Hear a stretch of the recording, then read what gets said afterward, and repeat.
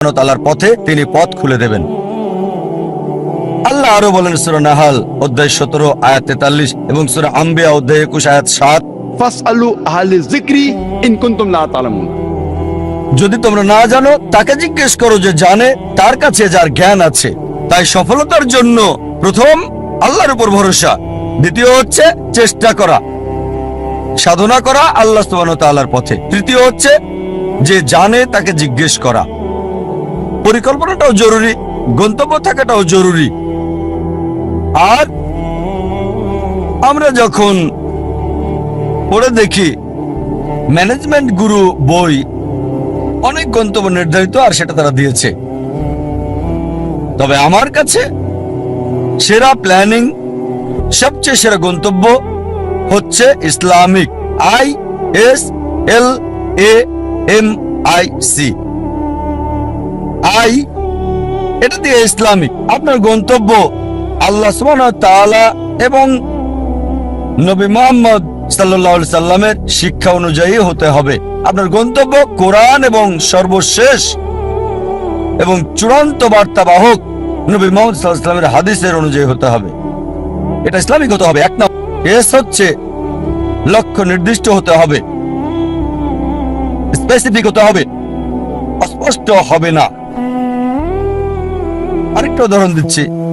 ধরেন একজন শিক্ষক ছাত্রদের ধনুবিদ্যা সম্পর্কে শিক্ষা দিচ্ছেন, আর ছাত্রদের বললেন, যারা তীর চালানো শিখছিল, গাছের ডগায় বসা একটা পাখিকে নিশানা করছিল।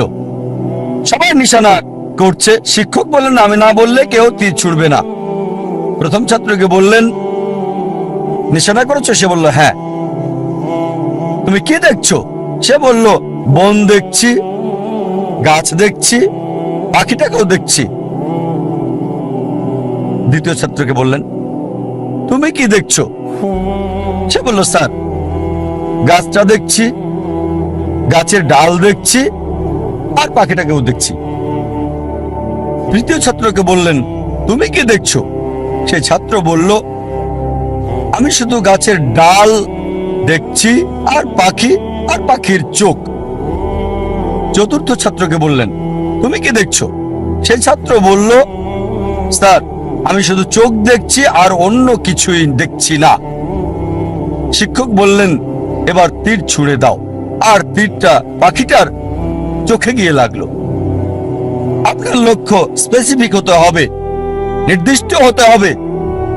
কোন ভ্রমণকারীর মতো হলে হবে না, যার কোনো উদ্দেশ্য নেই। কুকুরটার মতো না যে গাড়ির পেছনে ছুটছে উদ্দেশ্য ছাড়া। তৃতীয় বিষয় এল দিয়ে বোঝাচ্ছে এটা লাভজনক হতে হবে। প্রথমত পরকালের জন্য লাভজনক হতে পারে আখিরাতে, আবার এটা আমাদের জন্য সমানভাবে লাভজনক হতে পারে এই পৃথিবীতেও, তবে গুরুত্ব হচ্ছে আখিরাত। আল্লাহ কোরআনে বলেন সূরা বাকারা অধ্যায় 2 আয়াত 201, রব্বানা আতিনা ফিদ দুনিয়া হাসানাতাও ওয়া ফিল আখিরাতি হাসানাতাও ওয়া কিনা আযাবান নার। হে আল্লাহ আমাদের কল্যাণ দাও দুনিয়া এবং আখিরাতের, আর দোজখের আগুন থেকে রক্ষা করো। সুতরাং লাভজনক হতে হবে, উপকার থাকতে হবে, প্রথমত পরকালের, তারপর এই দুনিয়া। তবে বেশি গুরুত্ব হচ্ছে আখিরাতের, তারপর দুনিয়ার। এমন যেন না হয় যে দুনিয়ার লাভ আখিরাতের লাভকে নষ্ট করে দেবে। চতুর্থ হচ্ছে এ দিয়ে তীক্ষ্ণ বোঝাবে, যথাযথ হতে হবে, সঠিক হতে হবে, লক্ষ্য সুতীক্ষ্ণ যথাযথ হবে। এম হচ্ছে পরিমাপ, লক্ষ্যটা পরিমাপযোগ্য হতে হবে। পরিমাপযোগ্য হতে হবে, নির্দিষ্ট হতে হবে। নির্দিষ্ট হওয়ার পর এর একটা সীমা থাকতে হবে। যেমন ধরেন একজন নির্মাতা বলল আমি পৃথিবীর সবচেয়ে উঁচু দালান তৈরি করতে চাই। লক্ষ্য নির্দিষ্ট, তবে সীমা নির্ধারণের জন্য সে জরিপ চালাবে পৃথিবীর সবচেয়ে উঁচু দালান কোনটি, আর সে জানলো বুর্জ আল খলিফা, এর উচ্চতা 828 মিটার নির্দিষ্ট। এখন তার লক্ষ্য হচ্ছে তাকে এমন দালান বানাতে হবে যেটার উচ্চতা 828 মিটার চেয়ে বেশি। এটা হচ্ছে নির্দিষ্ট আর পরিমাপযোগ্য। যদি পরিমাপযোগ্য হয়, মনিটর করা যাবে, কতটুকু তৈরি করেছেন, আপনার লক্ষ্যের কতটুকু কাছে গেছেন আপনি। এরপর হচ্ছে নিয়ত। আমাদের প্রিয় নবীজি মুহাম্মদ সাল্লাল্লাহু আলাইহি ওয়াসাল্লাম বলেছেন, এটা হচ্ছে সহিহ বুখারীতে ভলিউম নাম্বার 1 অধ্যায় নাম্বার 1 বুক অফ ফেথ হাদিস নাম্বার 1, বুখারীর প্রথম হাদিস। ইন্নামাল আমালু বিন্নিয়াত। আপনার কর্ম বিবেচনা করা হবে নিয়তের উপর। আপনার নিয়তের উপর পুরস্কৃত হবেন। আপনার নিয়তটা যেন হয় আল্লাহ এবং রাসূলুল্লাহ সাল্লাল্লাহু আলাইহি সাল্লামের সন্তুষ্টির জন্য। বিখ্যাত হওয়া, জনপ্রিয় হওয়া কারো ইচ্ছা থাকা উচিত না। যদি বিখ্যাত হওয়া উদ্দেশ্য হয় তাহলে আপনার লক্ষ্যটা ভুল। যদি উদ্দেশ্য হয় সন্তুষ্টি অর্জন, আল্লাহ আমাদের স্রষ্টা এবং রাসূলের, অবশ্যই আপনাকে আখিরাতে পুরস্কার দেওয়া হবে। আর ইনশাআল্লাহ আল্লাহ এই পৃথিবীতেও আপনাকে কল্যাণ দান করবেন। এটা ধারাবাহিকভাবে হতে হবে লক্ষ্য অর্জন পর্যন্ত। যদিও লক্ষ্য অর্জনের সময় সীমিত হয় বা সীমিত না হয়, সব সময় ধারাবাহিক হতে হবে। যেমন ধরেন, আপনার লক্ষ্য হচ্ছে রমজান মাসে অন্তত কোরআন পড়তে চান প্রতিদিন 1 পারা। আপনার টার্গেট আছে প্রতিদিন 1 পারা পড়বেন। এভাবে ধারাবাহিক প্রতিদিন রমজান মাসে কোরআনের 1 পারা করে আপনি পড়েন। রমজান শেষে পুরো কোরআন হবে শেষ অন্তত 1 বার। যদি সময় সীমিত না হয়, হয়তো বলতে পারেন আমি প্রতিদিন করে পড়তে চাই। একটা টার্গেট সেট করলেন, প্রতিদিন পড়বেন আধা পারা বা হতে পারে 1 পারা। এভাবে শুরু করলেন। যখন আপনি শুরু করলেন এই পড়াটা আধা পারা বা 1 পারা একদিনে, আর জীবনের শেষ দিন পর্যন্ত এভাবে ধারাবাহিক হলেন, আমাদের প্রিয় নবীজি মুহাম্মদ সাল্লাল্লাহু আলাইহি ওয়াসাল্লাম বলেছেন, এটা আছে সহিহ মুসলিম ভলিউম 1 বুক অফ সালাহ অধ্যায় 272 হাদিস নম্বর 1711। তিনি বলেছেন যে এক লোক নবীজির কাছে বলল, সবচেয়ে ভালো কাজ কোনটি যা আল্লাহ পছন্দ করেন? নবীজি বললেন, আল্লাহ সেই কাজ পছন্দ করেন যেটা ধারাবাহিকভাবে করা হয়, সেটা ছোট কাজ হলেও। একবারে অনেক কাজ করাচ্ছে ধারাবাহিকভাবে কম করাটা ভালো। তাই যে কাজটা নিয়মিত করা হয় সেই কাজটা একবারে অনেকগুলো কাজ করাচ্ছে বেশি ভালো। তাই লক্ষ্যটা হতে হবে ইসলামিক। প্রথমটা ইসলামিক, দ্বিতীয়টা সুনির্দিষ্ট প্রাসঙ্গিক, তৃতীয় লাভজনক কল্যাণকর, চতুর্থ তীক্ষ্ণ যথাযথ, পঞ্চম পরিমাপযোগ্য যা মনিটর করা যাবে, ষষ্ঠ হচ্ছে নিয়ত আল্লাহর সন্তুষ্টির জন্য হতে হবে, সপ্তম ধারাবাহিক হতে হবে। আরেকটা উদাহরণ দিচ্ছি। আমরা অনেকে উইলমা রুডলফের ইতিহাস জানি। উইলমা রুডলফ একজন মেয়ে যে শৈশব থেকেই ভয়ানক রোগ পোলিওতে আক্রান্ত ছিল, আর ডাক্তার তার পায়ে ব্রেস লাগিয়ে রাখত। ডাক্তার বলল, এই মেয়ে কখনোই হাঁটতে পারবে না। তার মা তাকে উৎসাহ দিত আর বলতো, উইলমা তুমি যা করতে চাও তাই তুমি করতে পারো। এভাবে মা মেয়েকে উৎসাহ দিত। উইলমার বয়স যখন 9, তখন পায়ের ব্রেস খুলে ফেলে সে পৃথিবীর দ্রুততম মানবী হতে চায়। এটা ছিল তার ইচ্ছা, ছিল তার লক্ষ্য। 9 বছর বয়সে ব্রেস খুলে ফেলার পর 13 বছর বয়সে জীবনের প্রথমবারের মতো দৌড়ে অংশগ্রহণ করল সে, এবং পরাজিত, সবার শেষ অবস্থান। তবে তারপরও সে ধারাবাহিক চেষ্টা চালিয়ে যাচ্ছে, হেরে যাচ্ছে, আবার চেষ্টা করছে। একসময় অলিম্পিকে খেলার যোগ্যতা সে অর্জন করেছে। এটা বাস্তব গল্প, কোনো বানানো গল্প না, মনোরঞ্জনের গল্প না। যখন অলিম্পিকে খেলতে আসলো 1960 সালের অলিম্পিকে মহিলাদের 100 মিটার দৌড়ে সে প্রথম হয়েছিল, স্বর্ণপদক পেল। 200 মিটার দৌড়েও মহিলাদের মধ্যে স্বর্ণপদক পেল। সে 400 মিটার দৌড়েও স্বর্ণপদকটা জয় করে নিল। 100 গুণ 4 মহিলাদের মধ্যে 1960 সালের অলিম্পিকে সে 3টি সোনা জিতেছিল এবং ইতিহাস রচনা করেছিল। একজন প্যারালাইজড, একজন অচল মহিলা, পোলিও আক্রান্ত, সে পৃথিবীর দ্রুততম মানবী হলো 1960 সালের জন্য। আমরা দেখলাম যে উইলমা লক্ষ্য স্থির করেছে। আর যদি ম্যানেজমেন্ট গ্রুপ বই পড়েন, এই বিষয়গুলো তাতে আছে। স্মার্ট গোল বইয়ে আছে, বিস্তারিত আমি বলছি না। তবে চলুন দেখি সে কতটুকু মূল টার্গেট পূর্ণ করেছে ইসলামিক ভাবে। প্রথম হচ্ছে লক্ষ্যটাকে ইসলামিক ছিল, লক্ষ্যটাকে কোরআন সুন্নাহ অনুযায়ী ছিল। তার ব্যক্তিগত জীবন জানি না, তবে এটা জানি সে মুসলিম না। স্রষ্টার জন্য করেছিল কিনা সেটাও জানি না। দ্বিতীয় হচ্ছে লক্ষ্যটাকে নির্দিষ্ট, হ্যাঁ নির্দিষ্ট। সে পৃথিবীর দ্রুততম মানবী হতে চেয়েছে।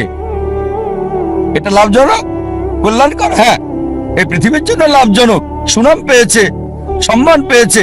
তবে আখিরাতের ব্যাপারে আল্লাহ জানেন, আমি জানি না। আখিরাতে এই অলিম্পিক জয়ের সোনা কোনো কাজে আসবে কিনা। যদি না তা করা হয় আল্লাহ সুবহানাহু ওয়া তাআলার সন্তুষ্টির জন্য। এটা কি সুতীক্ষ্ণ এবং যথাযথ ছিল? হ্যাঁ ছিল। এটা পরিমাপযোগ্য ছিল কি? হ্যাঁ। সে জানতো কে বিশ্বের দ্রুততম মানবী। সময়টা হয়তো 9 সেকেন্ড, 10 সেকেন্ড বা 11 সেকেন্ড ছিল, পরিমাপযোগ্য ছিল। আর সে চর্চা করলো, লক্ষ্য অর্জন করলো। তারপর নিয়তটা কি ছিল? সুনাম অর্জন করা। অবশ্যই তা পেয়েছে। আল্লাহকে খুশি করা উদ্দেশ্য ছিল কিনা আমার সন্দেহ। তারপর ধারাবাহিকতা ছিল, হ্যাঁ ধারাবাহিক ছিল, নিয়মিত চর্চা করেছে। যদিও হেরেছে অনেকবার, জয় করলো পৃথিবীর দ্রুততম মানবী। আপনাদের আরেকটা উদাহরণ দিচ্ছি লক্ষ্য নির্ধারণের। ভিন্নতা দেখে একজন মানুষের উদাহরণটা বলছি আপনাদের। একজন মানুষ যার সম্বল ছিল সামান্য, কিন্তু তিনি লক্ষ্যের চূড়ায় পৌঁছেছেন। যে মানুষ, যে ব্যক্তিটি আমার জীবনকে বদলে দিয়েছেন, শরীরের ডাক্তার থেকে আত্মার ডাক্তার করেছেন, আমি নিশ্চিত আপনারা তাকে চেনেন। তিনি হচ্ছেন শেখ আহমেদ দিদাত। চলুন তার লক্ষ্য নির্ধারণ দেখি। শেখ আহমেদ দিদাত, যদি আপনারা তার জীবনী পড়েন তাহলে দেখবেন যে পড়ালেখা করেছেন 6ষ্ঠ শ্রেণী পর্যন্ত মাত্র। তার কারণ ছিল সাংসারিক অভাব, বাধ্য হয়ে পড়ালেখা ছেড়ে দেন তিনি। 6ষ্ঠ শ্রেণী পাশ করার পর লেখাপড়া ছাড়তে বাধ্য হলেন। সামান্য সম্বল নিয়ে নিজের দেশ ভারত জন্মস্থান ছেড়ে চলে গেলেন দক্ষিণ আফ্রিকায়। তিনি কাজ করতেন সেলসম্যানের, ফার্নিচারের দোকানে দোকানে, ড্রাইভিংও করেছেন তিনি ইত্যাদি। আর দক্ষিণ আফ্রিকায় থাকাকালীন তিনি নিয়মিত খ্রিস্টান মিশনারিদের বিড়ম্বনা শিকার হতেন, যারা বলতো ইসলাম একটা অনুপযোগী ধর্ম, নির্দয় ধর্ম। তারা ইসলামকে আক্রমণ করত। আর যেহেতু হ্যারাসমেন্টের শিকার, তার মনে একটা ইচ্ছা আসলো, ইসলামের বিরুদ্ধে সব অভিযোগের আমি উত্তর দিতে চাই সেই সব খ্রিস্টান মিশনারিদের। এই খ্রিস্টান মিশনারিদের ইসলামের বিরুদ্ধে বলার উপযুক্ত জবাব দিতে চাই। চিন্তা করেন, 6ষ্ঠ শ্রেণী পর্যন্ত পড়া একজন মানুষ। তবে অবশ্যই আল্লাহর উপর ভরসা ছিল। তিনি চেষ্টা করেছেন। একটা বই তাকে বেশ নাড়া দিয়েছিল। ঘরের মধ্যে ময়লা জমে থাকা একটা বই, এই বইটা তাকে নাড়া দিয়েছে, যেটার নাম ইজারুল হক, সত্যের প্রকাশ, লেখক মাওলানা রহমতুল্লাহ কিরানবী। আর ওই বইয়ে লক্ষ্যের নির্দেশনা পান। এভাবে শুরু করেছিলেন। আর 40 বছর ধরে সংগ্রাম করেছেন তিনি চ্যালেঞ্জ করেছেন খ্রিস্টান ধর্মের রথী মহারথীদের। চিন্তা করেন, 6 পাস একজন মানুষ 40 বছর সংগ্রাম করেছেন, পৃথিবীর সেরা খ্রিস্টানদের সাথে চ্যালেঞ্জ করেছেন। এমন একটা ঘটনা 1986 সালে তিনি বিতর্ক করেছিলেন পাদ্রী জিমি সোয়াগাটের সাথে। আর 80-র দশকে এই জেমি সোয়াগাট ছিল 1 নাম্বার, সবচেয়ে ক্ষমতাধর, সবচেয়ে বিখ্যাত খ্রিস্টান টিভি বিতার্কিক। তার বিতর্কের কয়েক সপ্তাহ আগে শেখ দিদাতের এক ভক্ত বলল, শেখ আহমেদ দিদাত, আমি আপনার ভক্ত, আপনাকে একটা উপদেশ দিচ্ছি। এই জেমি সোয়াগাটকে আমি চিনি, তার সম্পর্কে আমি জানি, তার সাথে বিতর্ক করবেন না, আপনাকে হাসির পাত্র বানাবে আর ফু দিয়ে উড়িয়ে দেবে। চিন্তা করেন, একজন ভক্ত আহমেদ দিদাতকে উপদেশ দিচ্ছে জেমি সোয়াগাটের সাথে ডিবেট না করার জন্য। আমি তাকে চিনি, আপনাকে হাসির পাত্র বানাবে আর ফু দিয়ে উড়িয়ে দেবে। যে লোক সবচেয়ে বিখ্যাত টিভি ব্যক্তিত্ব, টেলিভিশনের মালিক, যার বাজেট ছিল দৈনিক $1 মিলিয়ন বেশি সুনাম অক্ষুণ্ণ রাখার জন্য, আমাদের শেখ আহমেদ দিদাত, মাশাআল্লাহ, তার সাথে আল্লাহ ছিলেন। তিনি ইউএসএ তে গেলেন, ওই খ্রিস্টান মিশনারির শহরে, সে যে দেশে খুবই বিখ্যাত, তিনি গেলেন, বিতর্ক করলেন। আর আলহামদুলিল্লাহ, আলহামদুলিল্লাহ, আল্লাহর সাহায্যে তিনি টেবিলটাকে উল্টে দিলেন। চিন্তা করেন, একজন মানুষ সামান্য পুঁজি নিয়ে, স্কুলও পাশ করেননি, গ্রাজুয়েশন তো দূরের কথা, চ্যালেঞ্জ করেছেন খ্রিস্টান সম্প্রদায়ের প্রধান নেতাদেরকে। তারপর থেকে তিনি সবচেয়ে বড় বাধা বিশ্ব খ্রিস্টান নেতাদের জন্য, খ্রিস্টান মিশনারিদের জন্য। একা একজন মানুষ, শেখ আহমেদ দিদাত, আল্লাহ সুবহানাহু ওয়া তাআলার সাহায্যে সমগ্র খ্রিস্টানদের চ্যালেঞ্জ করেছেন।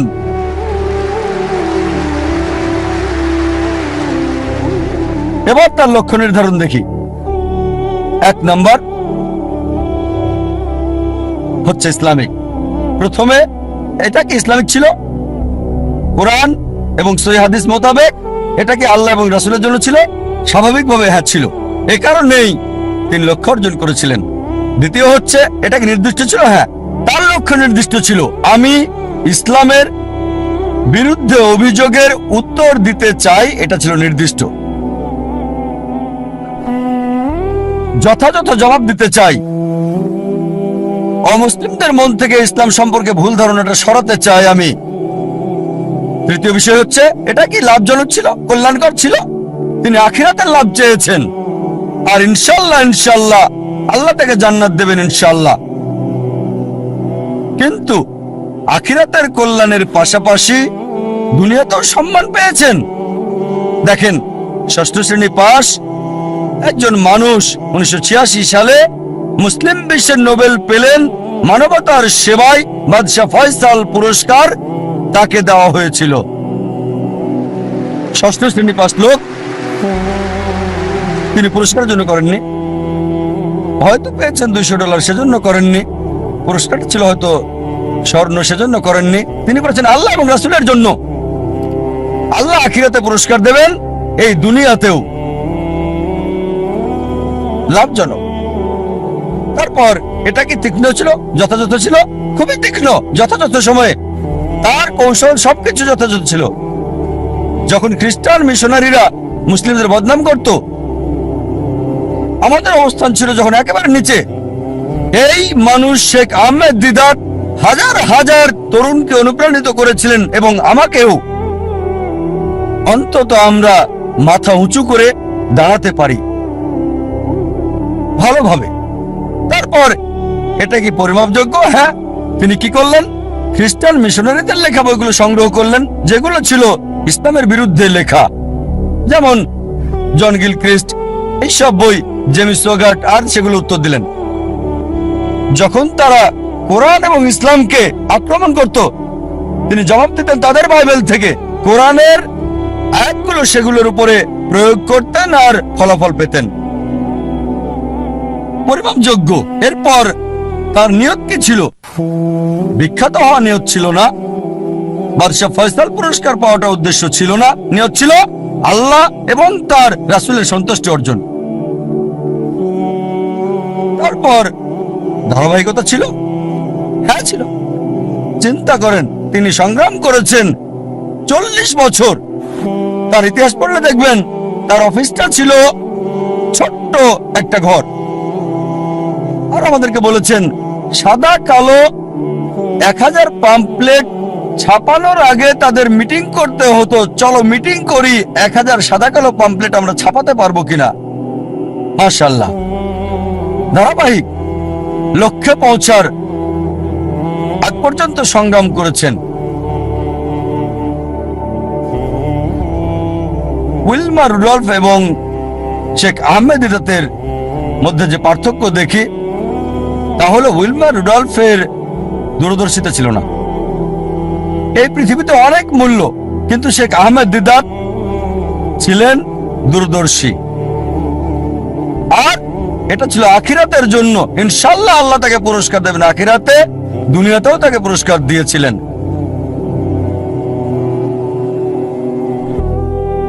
আমাদের অনেকে জানে না জীবনের উদ্দেশ্যটা কি। বেশিরভাগই 1 নম্বর উদ্দেশ্যটা হচ্ছে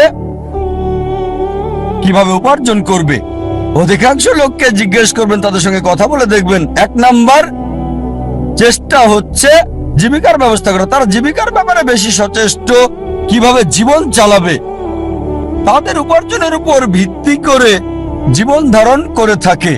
তারা কি খাবে, কি পড়বে, কোথায় বাস করবে, কোন স্কুলে পড়াশোনা করবে, কোন স্নাতক ডিগ্রি নেবে, সবকিছু উপার্জনকে ঘিরেই হচ্ছে।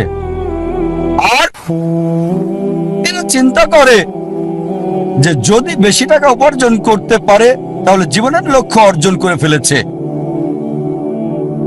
যেমন আমি যথাযথ হওয়ার উদাহরণ দিলাম। আমাদের অধিকাংশই কি করি, পাখির চোখ নিশানা না করে কি করি, আমরা শূন্যে গুলি করে দিই আর চারপাশের বিষয়গুলো টেনে আনি, নিশানা ছাড়াই গুলি করে দেই। কোনো একটা বিষয়ে গ্রাজুয়েশন করি, তারপরে যখন বলা হয় কেন এই কোর্স নিয়েছো তুমি, ও আমি তো ভাবিনি। তারপর বিশেষত্ব খোঁজে, আরো বেশি বিশেষত্ব খোঁজে, তারপর চেষ্টা করে, যাচাই করে কেন এই কোর্স নিয়েছে। দেখবেন লোকে প্রথমে চিন্তা করে কত উপার্জন করবে, আর উপার্জনের ভিত্তিতে সে সিদ্ধান্ত নেয় কিভাবে তাদের জীবন যাপন করবে। এটা শূন্যে গুলি ছোঁড়ার মতো, আর পাখির চোখে নিশানা করার চিন্তা করা। প্রথমে দেখতে হবে আমাদের কেন্দ্র কোনটা, কোনটাকে ভিত্তি করে আমাদের জীবন আবর্তিত হচ্ছে। বিভিন্ন মানুষের ভিন্ন ভিন্ন কেন্দ্র রয়েছে। কিছু লোক তারা আত্মকেন্দ্রিক, সবকিছুতে নিজেদের কথা ভাবে, পৃথিবীর অন্য মানুষকে নিয়ে কোনো মাথা ব্যথা নেই, নিজেদের নিয়ে তারা ব্যস্ত থাকে। কিভাবে জীবনযাপন করবে অন্যদের নিয়ে চিন্তা করার সময় নেই, তারা আত্মকেন্দ্রিক। কিছু লোক পরিবার কেন্দ্রিক, তাদের সারা জীবন পরিবারকে ঘিরেই কেটে যায়। তারা যে কোনো নিয়ম ভাঙতে বা গড়তে প্রস্তুত, হোক সেটা সঠিক কিংবা ভুল, পরিবারকে সুখী করতে। তাদের মূল উদ্দেশ্যটা হচ্ছে পরিবারকে খুশি করা। কেউ হয়তো পিতামাতা কেন্দ্রিক, কিছু হয়তো পরিবার কেন্দ্রিক, স্ত্রী কেন্দ্রিক বা স্বামী কেন্দ্রিক, কেউ হয়তো সন্তান কেন্দ্রিক। দেখবেন কিছু লোক পিতামাতাকে খুশি করার জন্য যে কোনো কিছু করতে পারে। তাদের জীবনের সব নিয়ম কানুন পিতামাতার পছন্দ অপছন্দের ভিত্তিতে হয়। আল্লাহ কোরআনে বলেছেন, সূরা লুকমান অধ্যায় 31 আয়াত 14, যে আমি মানুষকে নির্দেশ দিয়েছি পিতামাতার সাথে সদ্ব্যবহার করতে। অনেক কষ্ট সহ্য করে মাতাকে গর্ভে ধারণ করেছে, অনেক কষ্ট সহ্য করে তাকে জন্ম দিয়েছে। ঠিক তার পরের আয়াত সূরা লুকমান অধ্যায় 31 আয়াত 15 বলছে, যদি তোমার পিতামাতা চেষ্টা করে, জিহাদ করে, চেষ্টা আর সংগ্রাম করে তোমাকে বাধ্য করে আল্লাহ সুবহানাহু ওয়া তাআলা ছাড়া অন্য কারো ইবাদত করতে, যে বিষয়ে তোমার কোনো জ্ঞান নেই, তাদের মানবে না, তবে তাদের সাথে থাকো ভালোবাসা আর মমতা দিয়ে। তার মানে আমাদের স্রষ্টা বলেছেন পিতামাতাকে ভালোবাসতে মানতে হবে, কিন্তু স্রষ্টার বিরুদ্ধে যেতে বললে, আল্লাহ এবং তার চূড়ান্ত নবীর বিরুদ্ধে যেতে বললে তাদের মানবে না। তারপরও তাদেরকে ভালোবাসো, সহানুভূতি দাও। সীমানা আছে। কিছু মানুষ স্বামী বা স্ত্রী কেন্দ্রিক, তারা স্ত্রীদেরকে খুশি করতে চায় বা স্বামীদেরকে খুশি করতে চায়। আর ধরেন কারো স্ত্রী খুবই দামি ডায়মন্ড নেকলেস চাইলো, তার দেওয়ার সামর্থ্য নেই। সে কি করলো? ভিক্ষা করলো, ধার করলো বা চুরি করলো, আর ওই ডায়মন্ডের নেকলেসটা স্ত্রীর জন্য কিনে আনলো। তার লক্ষ্য স্ত্রীকে খুশি করা। কিছু লোক সন্তান কেন্দ্রিক, সন্তানদের খুশি করতে চায়। অনেক সময় দেখা যায় হয়তো কারো ছেলে বিদেশে গিয়ে লেখাপড়া করতে চায়, সে যে বিষয়ে ভর্তি হতে যাচ্ছে সেটা অপ্রয়োজনীয়, এটা তাকে দুনিয়াতেও সাহায্য করবে না, আখিরাতেও সাহায্য করবে না। তারপর কারণ ছেলে বিদেশে পড়তে চায়, এই লোক সম্পত্তি বন্ধক রাখে এবং ছেলেকে আমেরিকাতে পাঠায় আর বলে আমার ছেলে তো আমেরিকায় পড়ছে, যদিও তার লক্ষ্যটা হচ্ছে সে ছেলেকে আমেরিকাতে পড়াবে। আসলে উদ্দেশ্যটা কি? জীবনটা কোন কেন্দ্রিক? কিছু লোক যারা হচ্ছে সমাজ কেন্দ্রিক, আমরা জানতে চাই আমাদের পরিবারের বাইরের লোকজন কি চিন্তা করে, এভাবে পুরো জীবনটা সমাজ কেন্দ্রিক হয়ে যায়। কিছু লোক প্রতিবেশী কেন্দ্রিক, প্রতিবেশীর সাথে প্রতিযোগিতায় লিপ্ত। একটা গল্প মনে পড়ে গেল। এক সময় একজন ফেরেশতা এসে এক লোককে বলল, আমি তোমার উপর খুশি, তুমি যা চাইবে আমি তোমাকে তাই দেব, তবে একটা শর্ত, যা তুমি চাইবে আমি তোমাকে সব দেব, তবে তোমার প্রতিবেশীকে দেব তার দ্বিগুণ। লোকটা বলল, একটা রোলেক্স ঘড়ি আমার চাই। ফেরেশতা তাকে রোলেক্স ঘড়ি দিয়ে দিল। প্রতিবেশী দুটো রোলেক্স ঘড়ি পেল। লোকটি বলল, একটা মার্সিডিজ গাড়ি আমার চাই। ফেরেশতা তাকে মার্সিডিজ গাড়ি দিল। প্রতিবেশীকে দুটো মার্সিডিজ দিল। লোকটি বলল, একটা সুন্দর বড় বাংলো চাই। ফেরেশতা তাকে সুন্দর বড় বাংলো দিল। তার প্রতিবেশীকে দেওয়া হলো দুটো সুন্দর বড় বাংলো। লোকটি পরে বলল, দয়া করে আমার শেষ ইচ্ছাটা তুমি পূরণ করে দাও। কি সেটা? আমার একটা চোখ তুমি নষ্ট করে দাও, যাতে কিছু আমি চোখে না দেখতে পাই।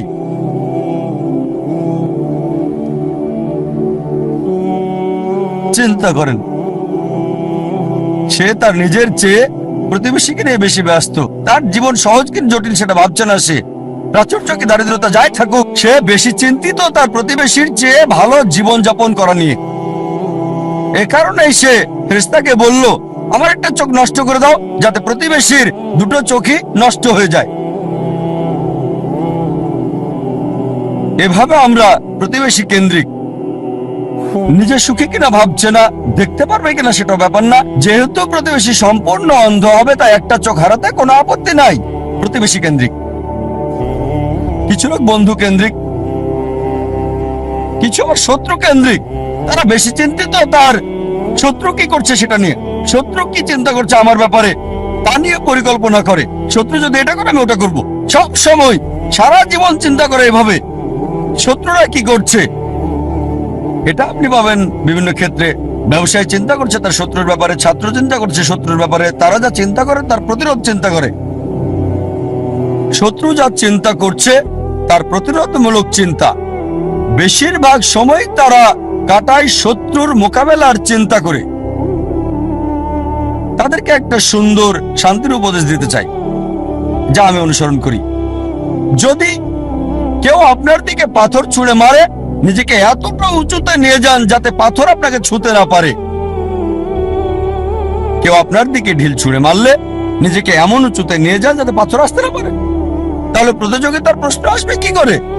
আপনার বিরুদ্ধে শত্রুর পরিকল্পনার সুযোগ আসবে কি করে? আরেকটা উপদেশ, যদি কেউ ইট ছুঁড়ে মারে আপনার দিকে, এই ইট দিয়ে ঘর তৈরি করেন আপনি। স্কুলে শিখতাম মার্শাল আর্ট, কেরাতি, জুডো। যদি বড় কেউ আপনাকে ধাক্কা দেয়, কি করতে হবে? সাইড স্টেপ নিতে হবে, তার শক্তি কাজে লাগিয়ে তাকে ফেলতে হবে, তার শক্তির ব্যবহার। কেউ যখন আপনাকে ইট মারবে, সেই ইট দিয়ে ঘর তৈরি করেন। কিছু লোক সুনাম কেন্দ্রিক, তারা সুনাম চায়, মূল উদ্দেশ্য খ্যাতি পাওয়া, যে কোনো অনৈতিক কাজ করতে প্রস্তুত, নিয়ম কানুন বিসর্জন দিতে পারে। কিছু লোক তারা হচ্ছে ভোগবাদী, তারা সম্পদ কেন্দ্রিক, সব সময় চিন্তা করে অর্জন কি, কত সম্পদ করেছে, তারা কি পড়ে।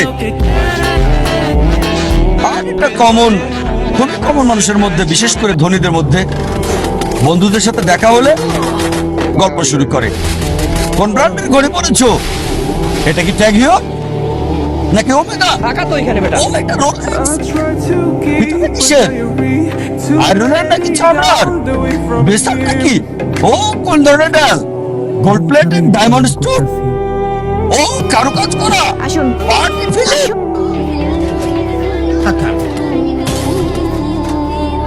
ধনী লোকদের অধিকাংশেরই এটা একটা ঘড়ি থাকে না, অনেকগুলো ঘড়ি। আর চিন্তা করে, ঠিক আছে আজকে এই ঘড়িটা পরলাম, পরের দিন পরবো না বন্ধুদের কাছে যাওয়ার সময়। এভাবে চিন্তা করে সময় পার করে কোন অনুষ্ঠানে কোনটা পরবে। একইভাবে এরা গাড়ির ব্যাপারেও কথা বলে। তোমারটা কি গাড়ি? বিএমডব্লিউ, মার্সিডিজ, রোলস রয়েস, নেবে, বেন্টলি, ডিজাইনার। এভাবে সময় কাটায়, ট্রাই করে থাকে, যেহেতু এটা তাদের আইডেন্টিটি। এই ঘড়ি না পড়লে তাদের কে চিনবে? এই গাড়িতে না চড়লে, মার্সিডিজ বা বিএমডব্লিউ তে না চড়লে তাদের কে চিনবে? এটা আইডেন্টিটি।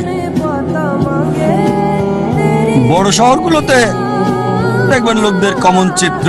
ধনী লোকদের দেখবেন তারা কথা বলে, আপনার ঘড়ি কি, কোন শিপের মালিক, উঁচু লেভেলে কোন জেটের মালিক, আমার ব্যক্তিগত জেট আছে, কতগুলো ইঞ্জিন। লোকজন হয়তো ভাববে আমি কিভাবে এসব খুঁটিনাটি জানি ঘড়ির ব্র্যান্ডের ব্যাপারেও। আপনারা জানেন আমার পেশা, আলহামদুলিল্লাহ, সৌভাগ্য বা দুর্ভাগ্য, আমি যে পেশায় আছি, আমি সব শ্রেণীর লোকদের সাথে মিশি, একেবারে ভিখারি থেকে রাজা পর্যন্ত। আল্লাহ আমাকে দয়া করেছেন, ভালো অথবা মন্দ, আমি চারপাশের লোকদের সাথে মিশি, ভিখারি থেকে রাজা পর্যন্ত। আর যে সুযোগটা আমি পাই, কোনো বস্তুবাদীর সাথে যখনই কথা বলি, আমি চেষ্টা করি, দাওয়াত দেই, তাদের বলি তোমার ঘড়ির দাম হয়তো $1000 বা $10,000 অথবা $1,00,000, আমার ঘড়ি, আমি যেটা পড়ছি, এই ঘড়িটার দাম মাত্র $1,400, $30 কম। অনেক বছর ধরে ব্যবহার করছি, ভালো সার্ভিস দিচ্ছে, একেবারে তোমারটার মতোই। সাধারণ ঘড়ি, দাম মাত্র $1,400। আলহামদুলিল্লাহ, আল্লাহ দয়া করেছেন, আমি যেগুলোর নাম বললাম অধিকাংশ ব্র্যান্ডই উপহার পেয়েছি, সবগুলো ব্র্যান্ডই উপহার পেয়েছি। সবগুলো ওমেগা, রোলেক্স, অনেক পেয়েছি। আর আমি নবী মোহাম্মদ সাল্লাল্লাহু আলাইহি ওয়াসাল্লামের পথ অনুসরণ করেছি। আমি অন্য দায়ীদের দিয়ে দেই, আমার স্টাফদের দিয়ে দেই, যাতে করে আমি খুতুয়াতের শয়তান থেকে দূরে থাকতে পারি। অনেক সময় অনেক উপলক্ষে আমাকে নিমন্ত্রণকারীরা তাদের ব্যক্তিগত জেট প্লেন আমার জন্য পাঠায়, ব্যক্তিগত জেট প্লেন আমাকে নিয়ে যাওয়ার জন্য তারা পাঠিয়ে দেয়। এমন অনেকবারই হয়েছে। চিন্তা করেন, জেট প্লেনের খরচ শুধুমাত্র একজন মানুষের জন্য, পাইলটদের পেমেন্ট, এয়ার হোস্টেসের পেমেন্ট, এয়ারপোর্টের ভাড়ার খরচ। তাই আমি তাকে বললাম, এটা সবচেয়ে ভালো হয় যদি একটা ইকোনমিক ক্লাস টিকিট পাঠান। আলহামদুলিল্লাহ, আল্লাহ আমাকে দয়া করেছেন, আমার পরিবারকেও রহমত করেছেন। মাশাআল্লাহ, এই সব গাড়ি কিনতে পারবো, ফার্স্ট ক্লাসে ভ্রমণ করতে পারি, আলহামদুলিল্লাহ। কিন্তু আমি একজন দায়ী। আমি তাকে বললাম, এত টাকা খরচ করার চেয়ে বরং একটা ইকোনমিক ক্লাস টিকিট পাঠিয়ে দেন, চলে আসবো। বাকি টাকা অন্য কোথাও দান করে দেবেন আল্লাহ সুবহানাহু ওয়া তাআলার পথে। আয়োজকেরও মাশাআল্লাহ নিয়ত স্বচ্ছ হওয়ায় আমাকে বললেন যে আমার জেট প্লেনে কাকে আমি আনতে পাঠাবো, আর কে উত্তম আল্লাহর পথে দায়ী ইচ্ছে। আমি তাকে বললাম, ইনশাআল্লাহ আপনার নিয়ত যেহেতু সহি, ইনশাআল্লাহ আল্লাহ আপনাকে পুরস্কার দেবেন। তার নিয়ত ছিল আল্লাহর পথে দায়ীর জন্য ভালো ব্যবস্থা করা, আল্লাহ তাকে পুরস্কার দেবেন। একটা কথা মনে রাখবেন, এর মানে বলছি না যে এই সব কিছু ভোগ বিলাস একেবারে হারাম। সব ক্ষেত্রে এগুলো হারাম তা নয়, জীবনের উদ্দেশ্যটা কি জানতে হবে। এগুলো হারাম হতেও পারে, আবার নাও হতে পারে। একটা উদাহরণ দিচ্ছি, মনে করেন আপনার অবস্থান ক্যাটাগরি এ তে, যাদের চিন্তা করবেন না, এসব করার সামর্থ্য নেই, এইটা আমাদের এই দামি ঘড়ি, এই দামি গাড়ি, দামি বাংলো, কিন্তু ওয়ার্নিং ভাই, যদি সে ভিক্ষা করে, যদি ধার করে, চুরি করে বলো দামি ঘড়ি কেনে, দামি গাড়িতে চড়ে, এটাকে ইসরাফ বলা হয়, এটা হারাম। দ্বিতীয় শ্রেণীর লোক আছে যাদেরকে আল্লাহ সামর্থ্য দিয়েছেন। আল্লাহ কোরআনে বলেছেন, সূরা আনাম অধ্যায় 6 আয়াত 71, কিছু লোককে আমি অনেক বেশি প্রাচুর্য দিয়েছি অন্যদের চেয়ে। আল্লাহ বলেন সূরা আনাম অধ্যায় 6 আয়াত 165, আল্লাহ কিছু মানুষকে অন্যের উপর মর্যাদা দিয়েছেন যাতে তিনি তোমাদের পরীক্ষা করতে পারেন। তাই আল্লাহ যদি আপনাকে সামর্থ্য দেন আর আপনি এগুলো কিনেন, দামি গাড়ি, দামি ঘড়ি, দামি বাংলো, আর শুধু এগুলো নিয়ে আপনি থাকেন, এগুলো ছাড়া কিছু করতে পারেন না, এটাই আপনার কেন্দ্র, এটা আপনার জীবনের উদ্দেশ্য, তাহলে এটা হারাম। তৃতীয় ক্যাটাগরির লোক আছে যাদেরকে আল্লাহ সামর্থ্য দিয়েছেন, তারা সেগুলো কিনে, তবে সেগুলো নিয়ে পড়ে থাকে না। এটা কিনেছে। নবী সুলাইমান আলাইহিস সালামের উদাহরণ দেখে তিনি ধনী ছিলেন, মালিকও হয়েছিলেন, তবে এগুলোর উপর নির্ভরশীল না।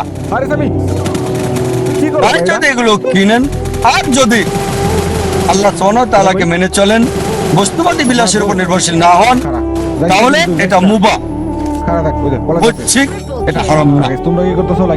তবে সবচেয়ে উত্তম চতুর্থ ক্যাটাগরি যাদের আল্লাহ সামর্থ্য দিয়েছেন আর তারপর সেগুলো ব্যবহার করে না, এগুলো কিনে না। প্রিয় নবীজি মুহাম্মদ সাল্লাল্লাহু আলাইহি ওয়াসাল্লামের মতো আমাদের প্রিয় নবী মুহাম্মদ সাল্লাল্লাহু আলাইহি ওয়াসাল্লামের ক্ষমতা ছিল, সুনাম ছিল, আধিপত্য ছিল। সে সময় তিনি রাজা হতে পারতেন, সারা পৃথিবীর সব ধন সম্পদের মালিক হতে পারতেন, অথচ যখনই কোনো পুরস্কার পেতেন অনেক সময়, প্রায় সময় তিনি তার সাহাবীগণকে সেগুলো দিয়ে দিতেন। এই জন্য না যে গ্রহণ করা হারাম হবে, কেউ যদি ভালো উপহার দেয় সেটা রাখতে পারেন, সেটা হারাম না, কিন্তু নবীজি অন্যদের দিয়ে দিতেন। চতুর্থ ক্যাটাগরি আল্লাহ সামর্থ্য দিয়েছেন আর সেগুলো ব্যয় করে আল্লাহ সুবহানাহু ওয়া তাআলার পথে।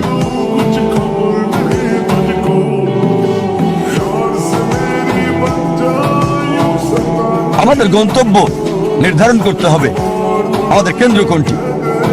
মানব জাতির জন্য সবচেয়ে গুরুত্বপূর্ণ গন্তব্য আল্লাহ কেন্দ্রিক হতে হবে।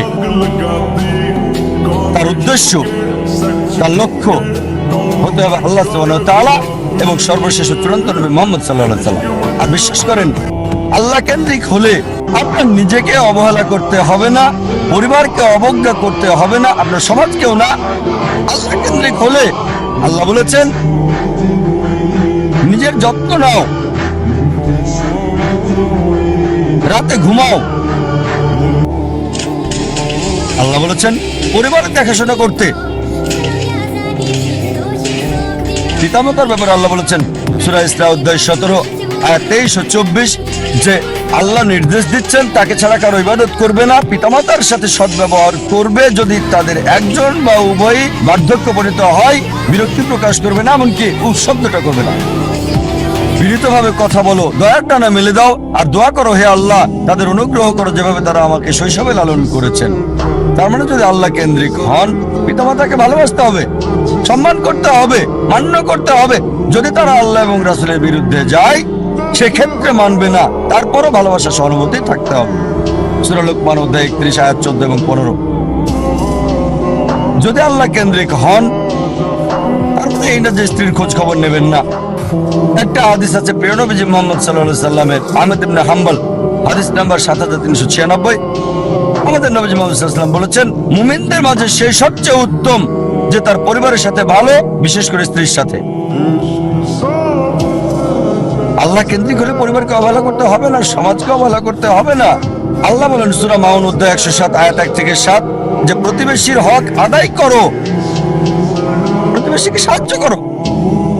দেখতে পাবো যেখানে বিশেষ ফিওনা যে প্লেয়ারটা ছিল, প্রিয় নবী মুহাম্মদ সাল্লাল্লাহু আলাইহি সাল্লাম বলেছেন, স্ক্রিনে খেয়াল করি তাহলে কিন্তু তার ইউরোটা আমরা এখানে এই পেয়ে হাদিসটা আছে এই ইউরোটা সহিহ বুখারীতে ভলিউম 1 বুক অফ ফেথ হাদিস নাম্বার 13, যে সে কখনোই পূর্ণ মুমিন নয় যদি তার ভাইয়ের জন্য তা পছন্দ না করে যা সে নিজের জন্য করে থাকে।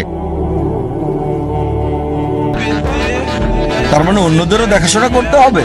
তাই আল্লাহ কেন্দ্রিক হওয়া মানে এই না যে সবকিছুকে অবহেলা করে ভিখারির মতো জীবনযাপন করতে হবে। তবে কেন্দ্র হবে আল্লাহ। আল্লাহ যদি সম্পদ দেন, সেই সম্পদকে আল্লাহর রাস্তায় ব্যয় করেন। আল্লাহ সুনাম দিলে আল্লাহর রাস্তায় সেটা ব্যয় করতে হবে।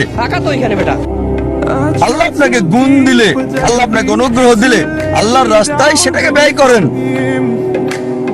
সবচেয়ে বড় উদাহরণ, রোল মডেল, যে মানুষটি সম্পূর্ণভাবে আল্লাহ কেন্দ্রিক ছিলেন, সর্বশেষ এবং চূড়ান্ত নবী মুহাম্মদ সাল্লাল্লাহু আলাইহি সাল্লাম।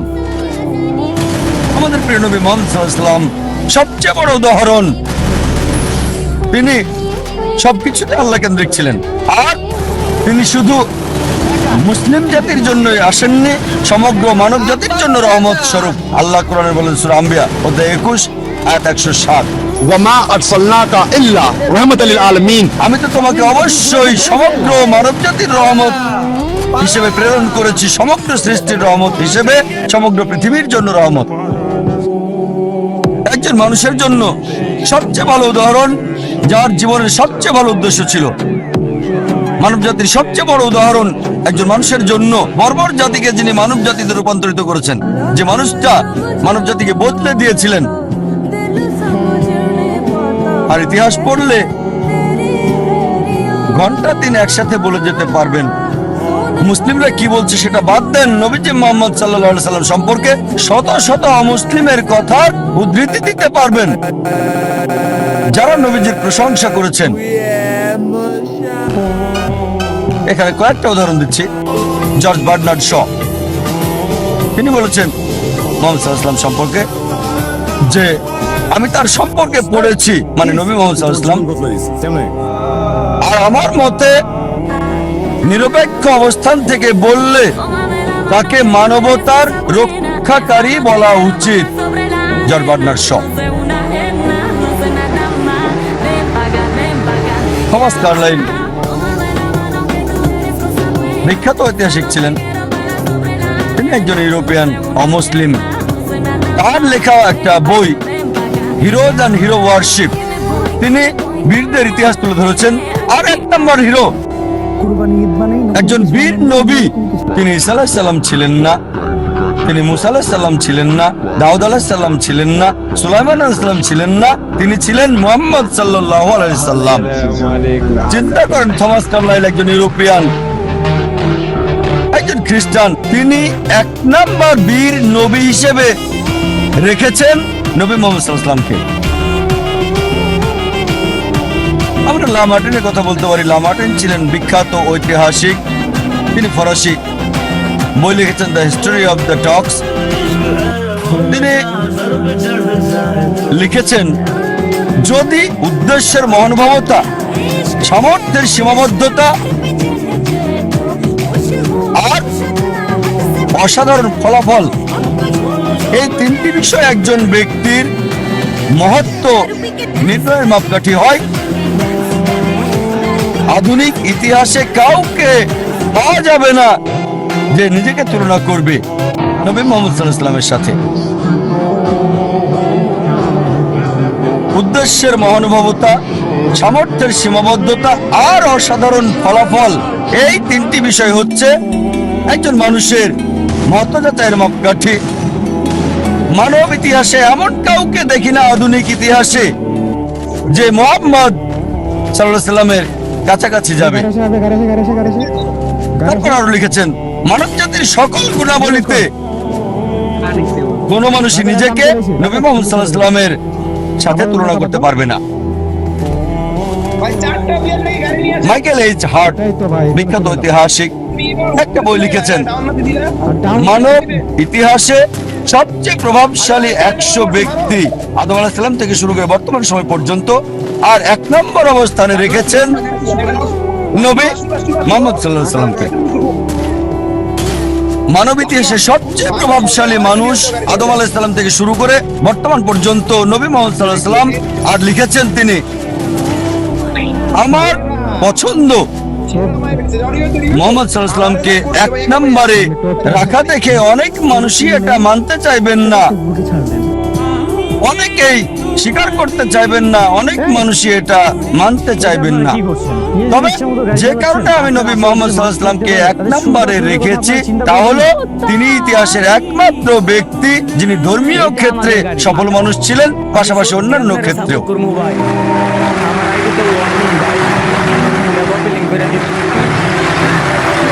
যদি এনসাইক্লোপিডিয়া ব্রিটানিকা পড়েন 11তম সংস্করণ, নবী মুহাম্মদ সাল্লাল্লাহু আলাইহি সাল্লাম সম্পর্কে এতে বলা হয়েছে, মুহাম্মদ সাল্লাল্লাহু আলাইহি সাল্লাম ছিলেন পৃথিবীর সবচেয়ে সফল ধর্মীয় ব্যক্তিত্ব। চিন্তা করেন, এনসাইক্লোপিডিয়া ব্রিটানিকা। তারা বাধ্য, আর কেউ নেই বলার মতো, তারা সত্য